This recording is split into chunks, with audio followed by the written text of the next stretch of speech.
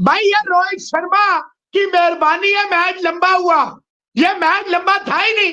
थे James Anderson जिनकी 41 साल से ज्यादा उम्र हो चुकी है, वो फरमा रहे थे कि हम जो है वो 60 ओवर में रन चेस कर देंगे। अच्छा, उन्होंने खेले तकरीबन 70 ओवर और रन भी चेज नहीं हुआ उनसे। 106 रन वो दूर भी रह गए। माइकल मान ने कल परसों स्टेटमेंट दिया ना उधर ट्विटर पे, जो लिखा है कि इंग्लैंड ने बड़ी अच्छी बैटिंग की है, दूसरी इनिंग में हम इंडिया को हरा देंगे। घंटा हराया आप लोगों ने। और क्या जबरदस्त अय्यर ने डायरेक्ट थ्रो मारी, मैच तो खत्म हो गया था। रिजवान साहब, ये तो ओवर टाइम चल रहा था। क्रिकेट हमेशा जो है वो किताबों में नहीं खेली जाती, वो ग्राउंड में खेली जाती है, वो समझ के खेली जाती है। और बेन स्टोक्स तक प्रेस कॉन्फ्रेंस में रो के गया है और जैक रोली का आउट पे रो रहा है जी भाई बैठ के कि जैक रोली को गलत आउट दिया गया जिस वजह से हम लोग मैच हार गए हैं। बाकियों की तो बात ही ना करें। आयर का वंडरफुल रन आउट है ये आपके कप्तान ने, जिनका नाम है रोहित शर्मा। ये लंबा मैच उन्होंने कराया। Jasprit Bumrah man of the match हुए, उसमें भी कोई मसला नहीं है, क्योंकि एक ऐसी विकेट कि जो ना बहुत ज्यादा स्पिनर फ्रेंडली थी ना बहुत ज्यादा पेसर फ्रेंडली थी। वो नॉट आउट था और उसको आउट दे के हम मैच उस वजह से हारे हैं। और भाई रोने की थोड़ी हद होती है। सीधा बोल के तेरा घंटा बजाया, सीधा बोल के तेरा घंटा और बेटा तेरा छनकना बजाया मिल के इंडिया ने। यह मजाक हो रहा था। Simple is that. इंडिया के जो ये बड़े बड़े नन्हे खान है, ये खुद ही अपनी टीम का मोरल डाउन करते हैं। उधर खड़े होकर जसप्रीत बुमराह ने 9 विकेटें ले ली पूरे मैच में, 6 पहली इनिंग में। अगर सच पूछे तो इस मैच में जायसवाल का डबल टन और उसके बाद जसप्रीत बुमराह की 6 विकेटें, इसने मैच इंडिया की तरफ कर दिया था। पहला मैच तो जब जीता था तो बड़ी बातें कर रहे थे आप लोग। तेरे ही टीम के बंधु ने कल वो जेम्स एंडरसन ने बोला ना कि भाई 60 से 70 ओवर में हम ये रन चेज कर देंगे। किधर की ये चेज, बच गया घंटा। इंग्लैंड का दूसरा टेस्ट हारते ही इंग्लैंड की मीडिया का भिंडी रोना चालू हो गया है, क्योंकि जैक क्रोली को जो आउट दिया गया था, कुलदीप यादव ने जब जैक क्रोली को बॉल डाली थी तो एलबीडब्ल्यू आउट हुआ था, लेकिन एम्पायर ने उसे आउट नहीं दिया था। रोहित शर्मा ने डीआरएस का इस्तेमाल करा तो एम्पायर ने उसे आउट दे दिया था, लेकिन जब बॉल को देखा गया था तो बॉल वहां से उल्टी सीधी घूमती हुई नजर आ रही थी, लेकिन ऐसा कभी भी घूमती नहीं है। लेकिन ये तकनीक का इस्तेमाल है वो अलग तरीके से हो जाता है। तो इसी बात पर ट्विटर पर पाकिस्तानी मीडिया द्वारा पाकिस्तान में ट्रेंड हो रहा है और इंग्लैंड में, इंडिया में, हर जगह ट्रेंड हो रहा है कि जैक क्रोली को गलत आउट दिया है। तो इसी बात पर बेन स्टोक ने प्रेस कॉन्फ्रेंस में भी कहा था कि अगर जैक क्रोली आउट नहीं होता तो हम मैच जीत सकते थे। जीत के हीरो रहे जसप्रीत बुमराह को मैन ऑफ द मैच दिया गया था, और क्योंकि यशस्वी जायसवाल ने दोहरा शतक लगाया था और शुभमन गिल ने एक शतक भी लगाया था, लेकिन पिच बैटिंग की थी और बॉलरों के लिए इसमें ज़्यादा कुछ नहीं था, क्योंकि स्पिनर बॉलरों के लिए थोड़ा कुछ था जो भी था, लेकिन फास्ट बॉलरों के लिए कुछ भी नहीं था। फिर भी जसप्रीत बुमराह ने 9 विकेट लिए थे, 6 विकेट फर्स्ट इनिंग में और 3 विकेट सेकंड इनिंग में। इसी वजह से भारत को ये मैच आसानी से जीत लिया है। तो चलिए देखते हैं पाकिस्तानी मीडिया भारत की जीत के बारे में और इंग्लैंड की हार के बारे में क्या कह रहे हैं। किधर गया वो केवन पीटरसन जो कह रहा था कि इंडिया ने दूसरा टेस्ट मैच भी हारना है। इंडिया पहले दिन से मैच में नजर ही नहीं आ रहा, और इंडिया नजर नहीं आ रहा, आप नजर नहीं आ रहे, बजा दिया पकड़ के आपको। जडेजा से भी कोई ऐसा इख्तिलाफ कभी रहा नहीं।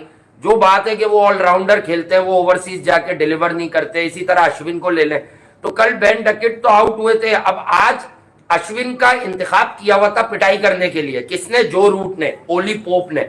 लेकिन अश्विन 2 सबसे बड़ी विकेटें, जो जहां से मैच इंग्लैंड जीत सकता था, वो दोनों विकेटें अश्विन ले गया।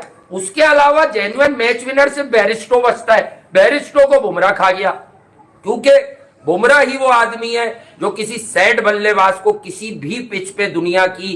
अब आपका जो फॉक्स क्रिकेट वो बैठ के रो रहे हैं उधर, उन्होंने लैदा रंडी रोना शुरू किया उधर। वो कह रहे हैं कि जी इंडिया ने चीटिंग करके जीते हैं, ये पिच नहीं सही बनाते। और पिच क्या बनाए? अब सीधी बात है, जैक क्रोली वाला आउट आपको उंगल दे रहा है। वो भाई अंपायर का फैसला हतमी फैसला होता है। 1 घंटा 50 मिनट पहले सेशन में अक्षर पटेल को लगाए रखा।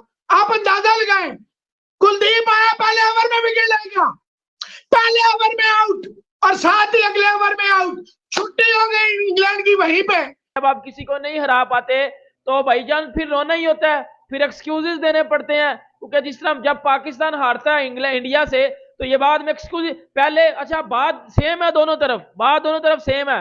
जब पाकिस्तान इंडिया का मैच होता है तो पाकिस्तान की तरफ से बड़े बड़े हैवी स्टेटमेंट्स आते हैं, और जब इनका घंटा बच जाता है तो कभी भी पाकिस्तानी हमें पता है अपनी टीम का, तो फिर भाईजान ये अंडरग्राउंड होने की कोशिश करते हैं यार, होना शुरू कर देते हैं। मुकेश जो आदमी है ना, ये उसने जो विकेट ली तो मैं सबसे ज्यादा खुश हुआ कि भैया ये भी खेला था, इसका भी पता चल गया कि ये भी आउट करने आया है।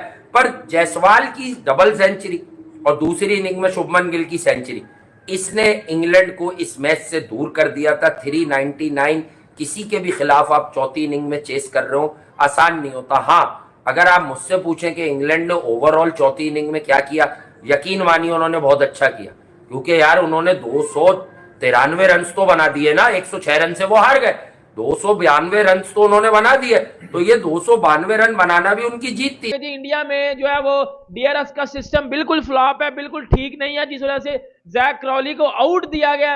अंपायर का काम ये होता है ना, जो अंपायर ने डिसीजन दे दिया उस पर एग्री करो और निकलते चलो इधर से। इधर गया वो नासिर हुसैन जो कह रहा था कि this England side is much better than this Indian side. Playing 11 अगर इंडिया सही करे, इंडिया को हराना मुश्किल नहीं, नामुमकिन। और इंडिया को इंडिया में हराना, यानी 5-0 इंग्लैंड हार रहा था, एक टेस्ट मैच जीता तो इंडिया 5-0 हार रहा था। अंपायर का डिसीजन लास्ट डिसीजन होता है। अंपायर आपकी फिर अंपायर को उधर पूंडी खड़ने के लिए खड़ा किया होता है, नहीं अंपायर उधर ग्राउंड में जो है लोंडियाबाजी कर रहा होता है। कह रहा था कि जी ये जो इंडिया की साइड है ना, ये जो इससे इंग्लैंड की ये साइड मच बेटर है, घंटा मच बेटर है। मतलब विराट कोहली नहीं है अभी नहीं है, हमें पता है विराट कोहली नहीं है, वो नहीं है, हमें भी पता है, उसके बावजूद ठोके। हमारे यहाँ तज्जिए और एनालिसिस बदलते किन बेसिस पर हैं वो आपको पता है। वो इन बेसिस पर बदल जाया करते हैं कि यार वो पिछली दफा भी इंडिया की इतनी लीड थी, इंग्लैंड ने कमबैक करके मैच जीत लिया था। ओ भाई जीत लिया था, वो मैंने भी यही आपको बोला कि वो होता है once in a lifetime इस तरह के टेस्ट मैचेस। अब ऐसा नहीं होगा, अब इंडिया को ओली पोप की समझ आ गई है कि अब ओली पोप को करना क्या है। और देखे जहां वर्ल्ड क्लास लोग होते हैं या वर्ल्ड क्लास बॉलर्स होते हैं तो वो कभी ना कभी जागते जरूर। और देखे हर किसी की एक जो है ना ग्राउंड रियलिटी होती है। अगर इंडियन स्पिनर्स की बात करें तो इंडियन स्पिनर्स अगर इंडिया में आउट नहीं करेंगे तो यार फिर कहां आउट करेंगे। No Kohli, no Jadeja, no Shami, no Siraj, उसके बाद नो केएल राहुल। और आप खेल खिलवा किसको रही है? मिडिल ऑर्डर में कौन खेल रहा है? अय्यर, केएस भारत और रजत पाटीदार। भाई ये मिडिल ऑर्डर है इंडिया का, उसके बावजूद उन्होंने आपको पेल दिया है। अकेले बुमराह ने एक फास्ट बॉलर उन्होंने खिलाया हुआ था, मुकेश तो बाल ही नहीं था कर रहा, एक फास्ट बॉलर अकेला बुमराह लड़ गया, आपको पटक दिया उसने, आपका बजा दिया उधर घंटा उसने पकड़ के। या आपका जितने भी ये बैन का स्टोक्स और बैन का फोक्स और बैन का डकीट और बैन का मकलम, ये जितने भी थे ना, पटक दिया, सबको लटका दिया। पुत्र अब रोने का कोई फायदा नहीं है, अब फजूल बातें करने का कोई फायदा नहीं है।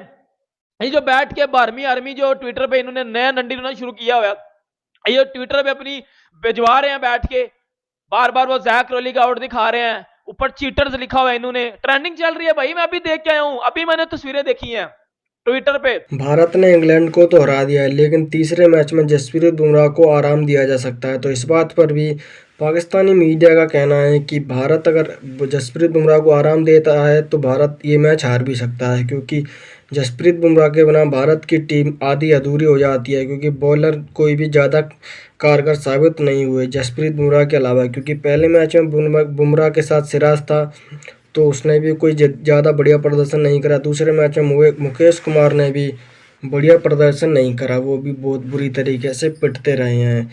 रविचंद्रन अश्विन, अक्षर पटेल और कुलदीप यादव भी थोड़े बहुत ही कारगर साबित हुए हैं। बात करें वहीं इंडिया की बैटिंग की तो यशस्वी जायसवाल ने दोहरा शतक लगाया और शुभमन गिल ने 12 इनिंग के बाद एक शतक मारा है, तो इस वजह से इसके अलावा किसी ने भी अर्धशतक तक नहीं बनाया। भारत सीरीज में 1-1 की बढ़त के साथ सीरीज को लेवल कर दिया है। अभी 3 मैच और बाकी हैं। भारत को 3 में से 2 मैच जीतनी है ताकि भारत ये सीरीज जीत सके। लेकिन इंग्लैंड के सभी मीडिया के मोंटी पनेसर जैसों के मुंह बंद हो गए हैं। पीटरसन का मुंह बंद हो गया है, जो कह रहे थे, मोंटी पनेसर कह रहा था कि 5-0 से इंडिया को हराएंगे। अब सीरीज लेवल हो चुकी है। अगले मैच में विराट कोहली अगर वापसी आ गए तो इनकी हवा पहले से ही खराब हो जाएगी। वहीं पहले मैच में शोएब बशीर वीज़ा की वजह से भारत में नहीं आ पाए थे और पहला टेस्ट उन्होंने मिस किया था। जब दूसरा मैच खेला तो उन्होंने कुछ भी घंटा नहीं उखाड़ पाया। पाकिस्तानी मीडिया वाले भी कह रहे थे कि शोएब बशीर का तो नाम ही नाम था, कुछ भी नहीं उसने कहा। आप भारत की इस जीत का सबसे बड़ा हीरो किसे मानते हैं, यशस्वी जायसवाल को या जसप्रीत बुमराह को? कमेंट में लिख के जरूर बताएं। मिलते हैं किसी नए वीडियो में, तब तक के लिए जय हिंद।